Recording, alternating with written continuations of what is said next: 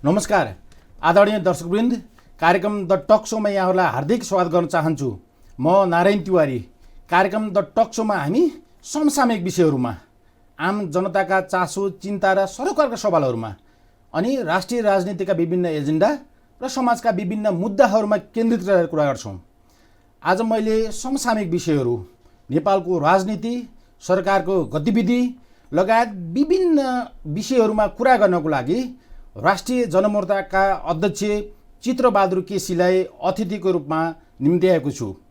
चित्रबहादुर केसी तपाईँ हामी सबैलाई थाहा भएकै कुरा हो, एकजना सरल, इमान्दार र कम्युनिस्ट आन्दोलनका एकजना शीर्षस्थ व्यक्तित्व हुनुहुन्छ र पछिल्लो समय नेपालमा संघीयता खारेजीको अभियानको एकजना शीर्षस्थ अनि अभियानकर्ता हुनुहुन्छ।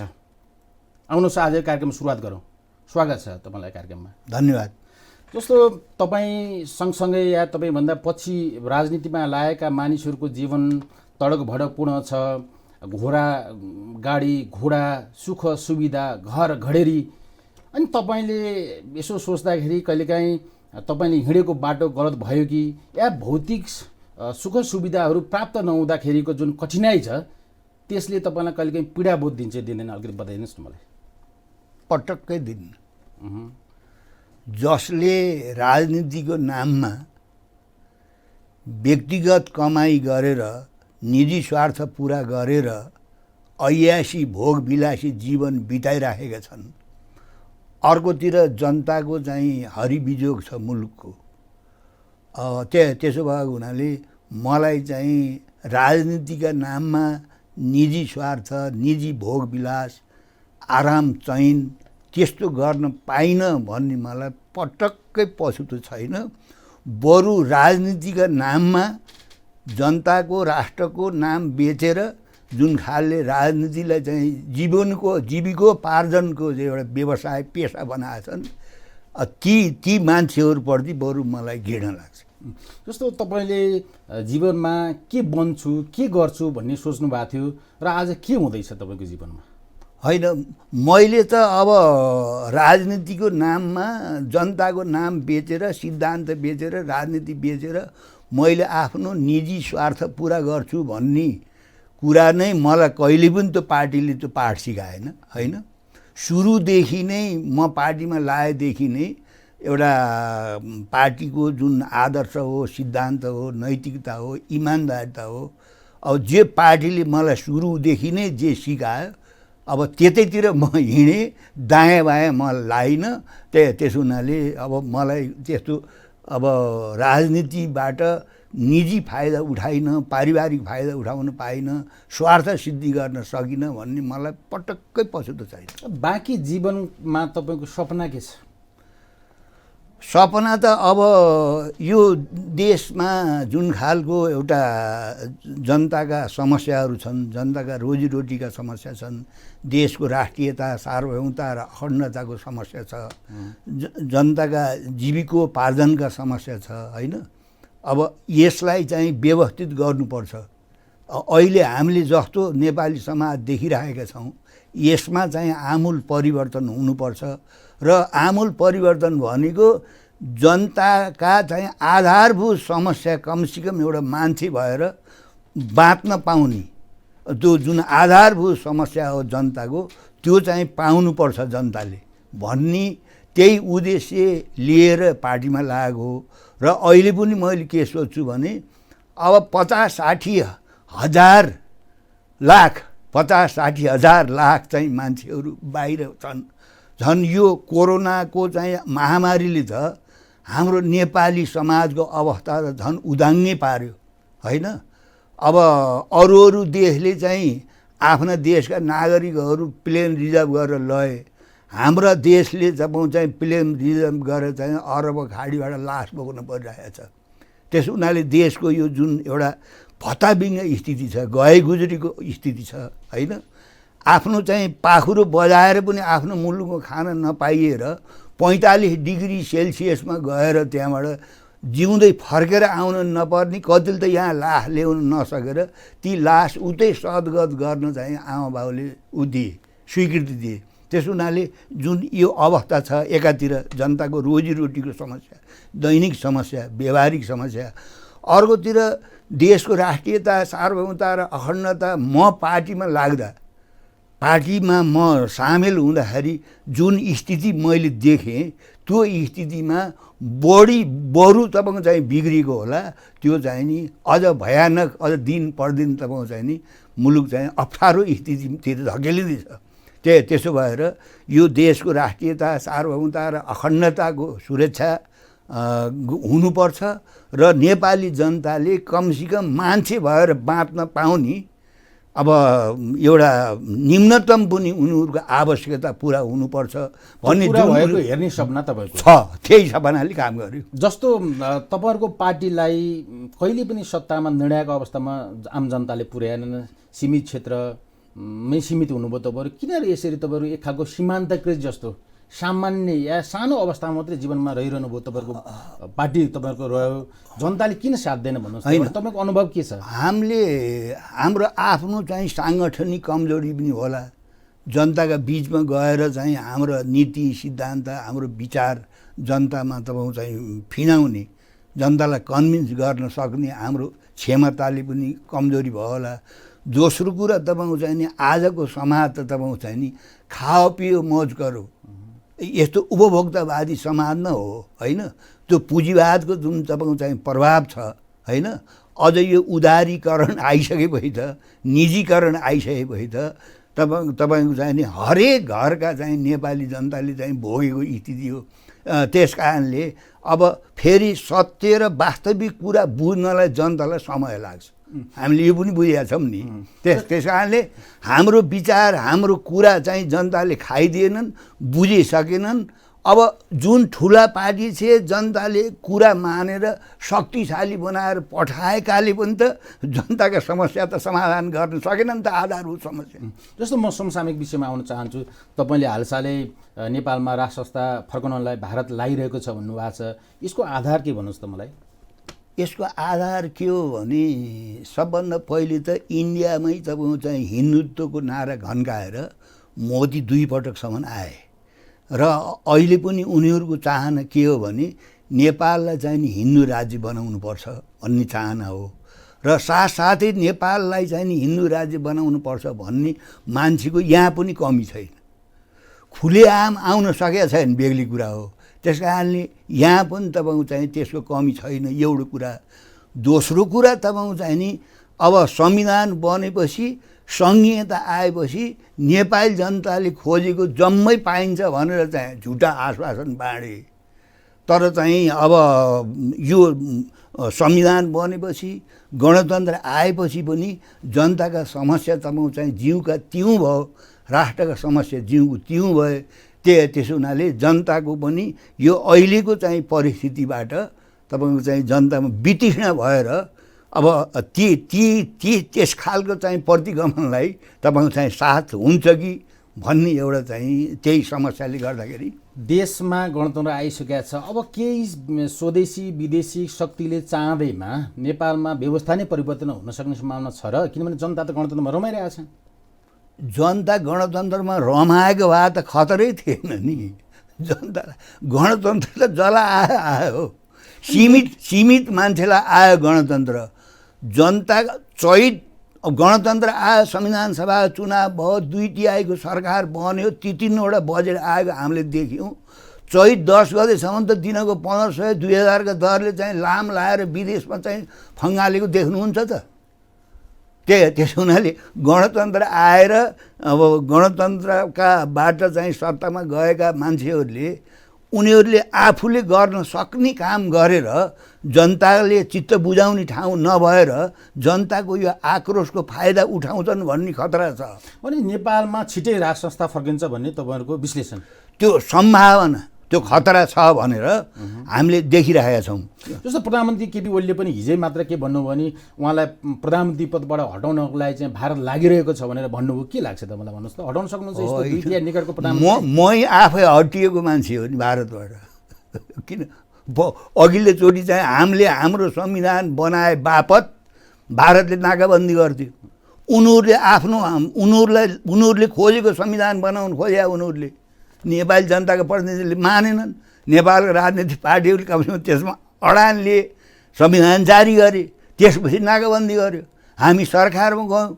अब सरकारमा गएको तपाईँको चाहिँ नि 8-9 महिनामा अब चीनसँग चाहिँ व्यापार पारवान सम्झौता गऱ्यौँ हामीले। अनि उत्तरतिरका बाटो खन्ने पनि चाहिँ प्रधानमन्त्रीले गएर त्यो चाहिँ सम्झौता गरेर आउनुभयो। अनि तुरुन्तै सत्ताभित्र भएका र प्रतिपक्षका नेताहरूलाई त्यहाँ दिल्ली बोलाएर यो सरकारलाई तुरुन्तै अपदस्थ गर भनेपछि आफ्नो सरकारको विरुद्धमा संसदमा अविश्वासको प्रस्ताव राखेको देख्नु भयो तपाईँलाई। यस्तो बहुमत निकटको 2/3 निकटको सरकारलाई भारतले चाहँदै पनि हटाउन सक्छ? होइन, त्यो त सामान्य चाहिँ नसक्ने हो। तर तपाईँको चाहिँ नि उनीहरूलाई यो सरकार चाहिँ आँखाको कसेर भएको छ। होइन सुन्नु न, आँखाको कसेर कसरी भएको छ भनेर भन्दाखेरि लिम्पियाधुरा लिपुले कालो पानी त हाम्रो हो नि। त्यो त उनीहरूको हो भन्ने त प्रमाण छैन नि। तैपनि उनीहरूले कति गरेका छन् तपाईँलाई मैले अहिले पनि भन्छु। कसले हटाउने ओलीलाई? केपी ओलीलाई कसले हटाउने? प्रचण्डले हटाउने? किनभने पार्टीमा त उहाँ बहुमतमा हुनुहुन्छ।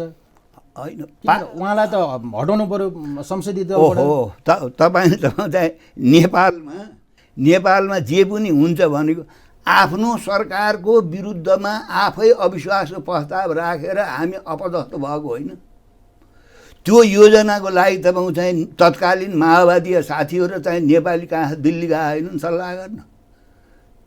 व्यक्ति पनि कण्ठ होला तपाईँलाई को गएको थिए त्यतिखेर? तपाईँ त पत्रकारिता प्रचण्डले हटाउन सक्नुहुन्छ होइन? होइन, प्रचण्डले मात्रै कुरा भएन होइन। त्यस कारण त्यहाँभित्र पनि असन्तुष्टि छ असाध्यै होइन, जुनसुकै कारणले भए पनि। तपाईँले चिनेको प्रचण्ड र केपी ओली चाहिँ कस्तो हुनुहुन्छ अलिकति बताइदिनुहोस् न। होइन, मैले उहाँहरूका व्यक्तिगत टिप्पणी गर्न चाहन्न। सैद्धान्तिक मतभेद अब प्रचण्डसित म एउटै समितिमा थिएँ कुनै बेलामा होइन। त्यस कारणले उहाँहरूको चाहिँ व्यक्तिगत चाहिँ अब टिका टिप्पणी गर्न मैले चाहन्न।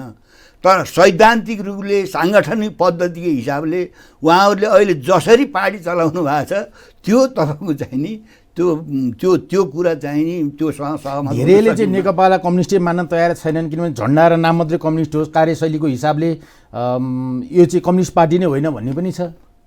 खाँटी कम्युनिस्ट होइन, जे देखे त्यही भने नि मान्छेले चाहिँ कम्युनिस्टको चाहिँ आधारभूत सिद्धान्त के हुन्छ, नीति के हुन्छ, चरित्र के हुन्छ, संस्कृति के हुन्छ, अब त्यो त देखेका जानेका पढेका मान्छे सस्तै छन् नि नेपालमा।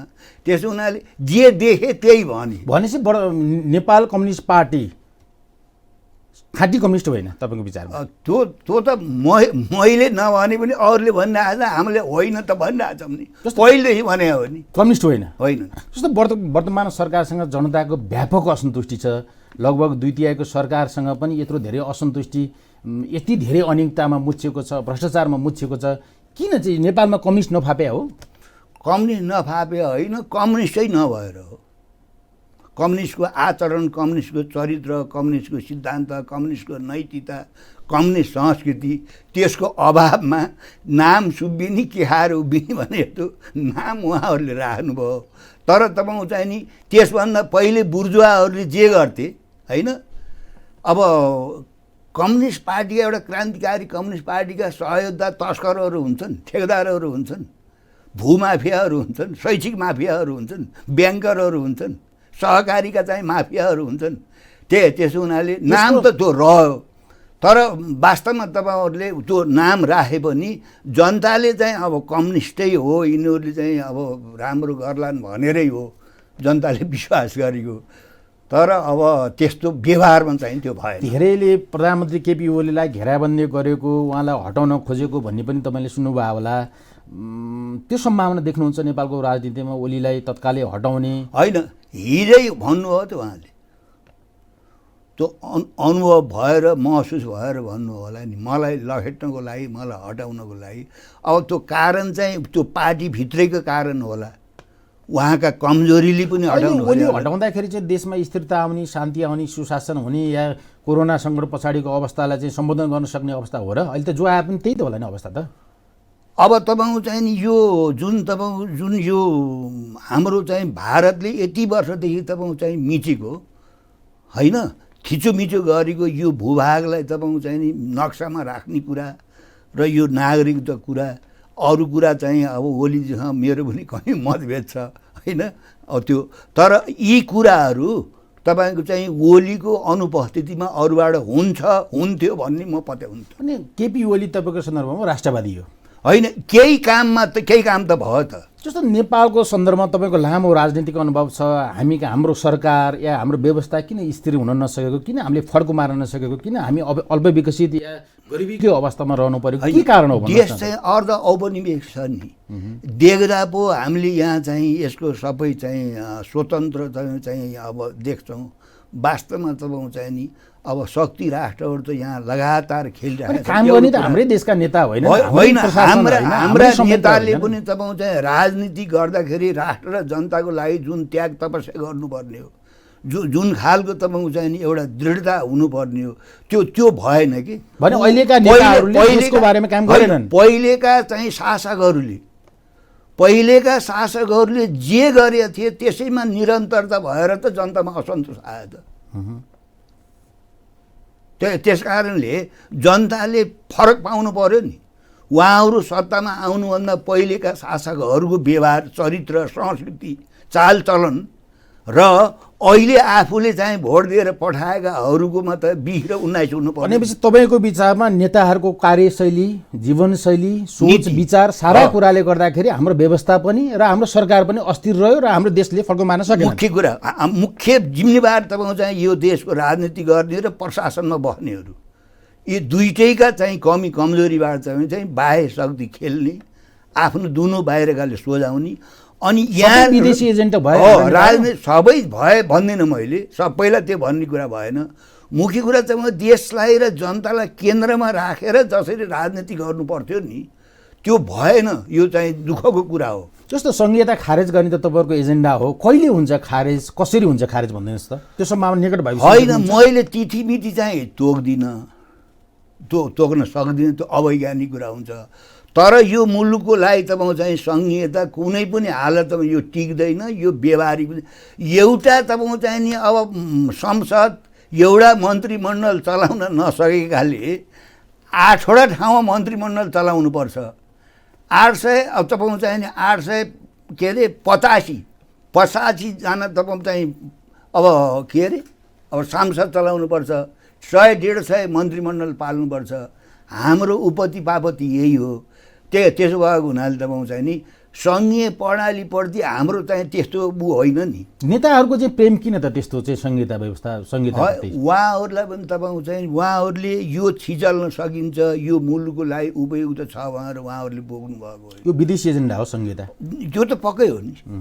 म त त्यो संहिता बोकाउनेलाई विश्लेषणमा तपाईँले सारा अध्ययन गर्नुभएको छ। तपाईँको विश्लेषणमा आम मान्छे पनि अब कतिपय मान्छेहरूले चाहिँ संहिताको विपक्षमा टिप्पणी गरिरहेका छन्। तपाईँ कहिले भन्नुहोस् न, एउटा हुन्छ नि एउटा समय कहिले चाहिँ हाम्रो चाहिँ संहिता खारेज गर्ने अवस्था हुन्छ? तपाईँले पञ्चायतको विरोध गर्दाखेरि म चाहिँ झेलखानमा बस्दाखेरि अथवा भूमिगत बस्दाखेरि तपाईँहरू जस्ता इष्टमित्रले सोध्ने प्रश्न यही हो, किन चाहिँ विरोध गर्यो तिमीहरूले पञ्चायती व्यवस्था, यो कसरी जान्छ, कहिले जान्छ भन्थे। हामीले चाहिँ यो तिथिमितिमा जान्छ हामीले भन्न सक्दैन थियौँ, किनभने त्यो अवैज्ञानिक कुरा हुन्छ। जाने कुरा चाहिँ कन्फर्म छ होइन, त्यो त नेपालले त धान्नै सक्दैन नि। जस्तो कतिपयले चाहिँ नेपाल सिक्किमीकरण हुन्छ, फिजिकरण हुन्छ, जस्तो नागरिकताकै सन्दर्भमा धेरै मान्छेको टिप्पणी पनि सुनिन्छ। तपाईँलाई के लाग्छ, हाम्रो राष्ट्रियता त्यति धेरै कमजोर छ? कमजोर छ। फिजिकरण हुने सम्भावना, सिक्किमीकरण हुने सम्भावना देख्नुहुन्छ तपाईँ? एकातिर भूगोलमाथिको आक्रमण छ, जनसाङ्ख्यिक आक्रमण छ, संवैधानिक चाहिँ आक्रमण छ।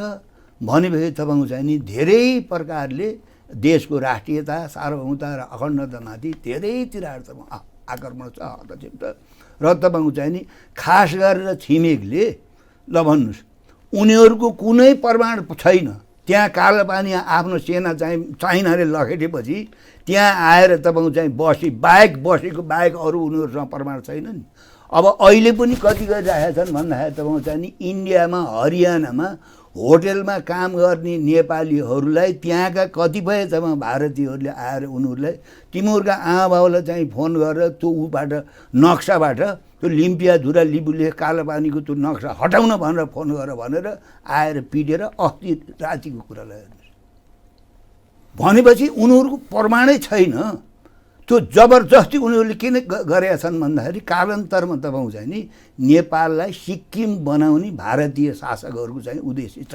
हामी त्यो नियतले काम गरेको छ। कतिपय सन्धि सम्झौताहरू जस्तो महाकाली भन्नुहोस् 1950 को सन्धि भन्नुहोस्, कतिपयले टनकपुर कोशी लगायतका विभिन्न सन्धिहरूमा हामी ठगिएको, हामी हेपिएको, अन्यायपूर्ण भएको भन्ने टिप्पणी गर्छन्। गर्ने त हाम्रै नेपालका शासक र सरकारले हो नि त। सुरुमा तपाईँसँग भने नि मुख्य निर्णायक काम त हामीबाटै भएको छ नि। कतै घाउ नलागिकन त त्यहाँ हरिया माखा त बस्दैन त। जस्तो यो सीमा बारेमा म केही कुरा राख्न चाहन्छु। जस्तो हामीले नक्सा त जारी गरौँ, वार्तामा बस्न भारत तयार छैन। अब अतिक्रमित जग्गा भूभाग फिर्ता ल्याउनलाई अरू विकल्प के देख्नुहुन्छ तपाईँको सरकारसँग? होइन, अब कमसेकम एउटा काम अहिलेसम्मका शासकले नगर्यो एउटा काम त यो त भयो नि। नक्सा चाहिँ हामीले तपाईँको चाहिँ त्यहाँ सामेल गरिसकेपछि कति ज्वरो आएछ भारतीय शासकहरूलाई? ल भन्नुहोस्। उनीहरूको मना थिएन कि यसरी चाहिँ नेपालीहरूले चाहिँ नक्सा चाहिँ त्यहाँ चाहिँ राख्छन् र यत्रो आँट गर्छन् भन्ने उनीहरूको मना थिएन। अहिले उनीहरू रना परेका छन्, बुझ्नुभयो नि भारतीय शासकहरू। त्यसो भएको हुनाले कमसेकम एउटा काम त भयो। किनभने उसले यो हमला गरेर त्यहाँ तपाईँको नक्सा हाम्रो भूभागलाई नक्सामा राखेपछि हाम्रो भूभागमाथि बाटो बनाएपछि त्यो उनीहरूको हामीमाथि हमला हो, हस्तक्षेप हो। त्यो हस्तक्षेप भएपछि हामीले जुन तपाईँको चाहिँ नि यो नक्सा चाहिँ मा सामेल गऱ्यौँ, त्यसपछिका दिनहरूमा तपाईँको चाहिँ नि को नेपाली हो र को उताका कुरा गर्छन् भन्ने कुरा नेपालमा त्यस्ता कति मान्छे छन् जो चाहिँ भारतको पक्षमा काम हो। गर्छन्? अलिकति बताइदिनुहोस् न, तपाईँले यो बारेमा धेरै अनुभव। होइन, मैले कुनै व्यक्तिको नाम लिएर भन्छ त कुनै साम्राज्यवादी देशले विस्तारवादी देशले के गर्छ भन्नुहुन्छ भने त्यो देशका प्रशासनमा बस्ने मान्छेहरू, यतिसम्म कि कतिपय मिडियाहरू, कतिपय राजनीतिक पार्टीका नेताहरू, ती सबलाई उसले चाहिँ खरिदिराखेको हुन्छ। सिक्किम रातारात ठ्याक्क गएको त होइन नि। ल्यान्डुप दोर्जेलाई लामै समय तयार गरेर चुनाव बनाएर त्यसरी तपाईँको चाहिँ नि वैधानिक तरिकाले चाहिँ भारत नेपालमा पनि थुप्रै लेन्डु दोर्जेहरू छन्। धेरै। म एमसिसीको बारेमा आउन चाहन्छु। एमसिसी खारेज गर्नुपर्छ भन्ने तपाईँहरूको लाइन छ होइन? अब तर वर्तमान सरकार खास गरी प्रधानमन्त्री केपी ओली र प्रतिपक्ष कङ्ग्रेसलाई चाहिँ फेरि एमसिसी नभई नभए चाहिँ किन होला? यसको पछाडिको के हुनसक्छ कारण? त्यो उहाँहरूको त्यो गलत प्रवृत्ति हो। त्यो नेपालका शासकहरू आजदेखि होइन कि तपाईँको चाहिँ शक्ति राष्ट्रहरूको अन्तर्राष्ट्रिय तपाईँको चाहिँ वित्तीय संस्थाहरूबाट आर्थिक सहायता ल्याउने, कोही तपाईँको चाहिँ खर्च गर्ने, कोही तपाईँको चाहिँ नि आफ्नो गुटगत स्वार्थ पार्टीगत स्वार्थमा पनि तपाईँको चाहिँ खर्च गर्ने। त्यो विदेशी चाहिँ सहायता 7 सालपछि यहाँ नेपालमा 7 खर्बभन्दा बढी आएछ विदेशी सहायता। यहाँ नेपाली जनताले पाएको त्यसो फल के हो? त्यसमा यहीँ पनि अर्बौँ रुपियाँ चाहिँ भ्रष्टाचार भएको छ। भनेपछि उहाँहरू एमसिसीको लोभमा पर्नुभयो, बिग्नुभयो उहाँहरू? होइन, उहाँहरू चाहिँ अब के कारणले उहाँहरूको स्वार्थले काम गरे होला। यत्रो ठुलो त स्वयं नेकपा भित्रैका साथीहरूले, जिम्मेवार नेताहरूले तपाईँको चाहिँ यो एमसिसी चाहिँ नेपालको हितमा छैन, यो खारेज गर्नुपर्छ, यसलाई जस्तातस्तै चाहिँ स्याहार्न हुँदैन, यहाँ चाहिँ अमेरिकी तपाईँको चाहिँ एउटा सैनिक स्वार्थ चाहिँ घुसेको छ। जस्तो तपाईँको चाहिँ नि यो भन्नु न कोरिया प्रायद्वीपका त्यो चाहिँ दक्षिण कोरिया उत्तर कोरियालाई कसले त्यस्तो गरायो भन्नु त? हिन्दुस्तान पाकिस्तान कसले गरायो? अन्तिम एउटा प्रश्न सोध्न चाहन्छु। जस्तो नागरिकताको समस्या नेपालमा सधैँ बल्झिरहन्छ, यो विषय चाहिँ किन हाम्रो दीर्घकालीन हिसाबले सल्टिएन भन्नुहोस् त? यो किन यो नागरिकताको सवालमा किन सल्टिएन? दलहरू विभाजित भए? हामी प्रशासनमा बस्नेहरू, हामी राजनीति गर्नेहरू भारतलाई खुसी पारेर भारतीयहरूलाई तपाईँको चाहिँ सजिलो प्रकारले नागरिकता दिलाएर उनीहरूलाई खुसी पारेर सत्ता र शक्तिमा बस्ने जुन प्रवृत्ति थियो, त्यो प्रवृत्तिमा अहिले चाहिँ अलिकति तपाईँको चाहिँ नि प्रश्न चिन्ह खडा भयो होइन? कमसेकम चाहिँ नागरिकता पाउनको लागि, वैवाहिक नागरिकता पाउनको लागि हाम्रो मात्रै कुरा होइन नि, 7 वर्षपछि अंगीकृत वैवाहिक नागरिकता दिनुपर्छ भनेर जब चाहिँ यहाँ समितिले पास गर्यो, के राज्य व्यवस्था समितिले होइन त्यसपछि यहाँ चाहिँ हङ्गामा मच्किएछ। यो देशको सरकारले जुन विधेयक ल्याएको छ यो चाहिँ देशको पक्षमा छ होइन? ठिक छ, देशको पक्षमा छ। अर्कोतिर तपाईँको चाहिँ जो नक्सा चाहिँ जारी गर्यो त्यो पनि चाहिँ छ। त सरकारले राम्रो गरेका कुरालाई हामीले खुलेर समर्थन, जब गल्ती गर्छ कमजोरी गर्छ तपाईँको चाहिँ नि खुलेर विरोध। हुन्छ, कार्यक्रममा आइदिनु तपाईँलाई धेरै धेरै धन्यवाद छ। धन्यवाद। मलाई पनि समसामयिक विषयमा पार्टीका विचार राख्ने अवसर दिनुभयो। ट्युबीलाई र स्वयं तपाईँलाई पनि धेरै धेरै धन्यवाद। हुन्छ, आदरणीय दर्शकवृन्द, आजको कार्यक्रम यहीँ सकिन्छ। कार्यक्रम सञ्चालक म नारायण तिवारीले पनि बिदा दिनुहोस्। नमस्कार।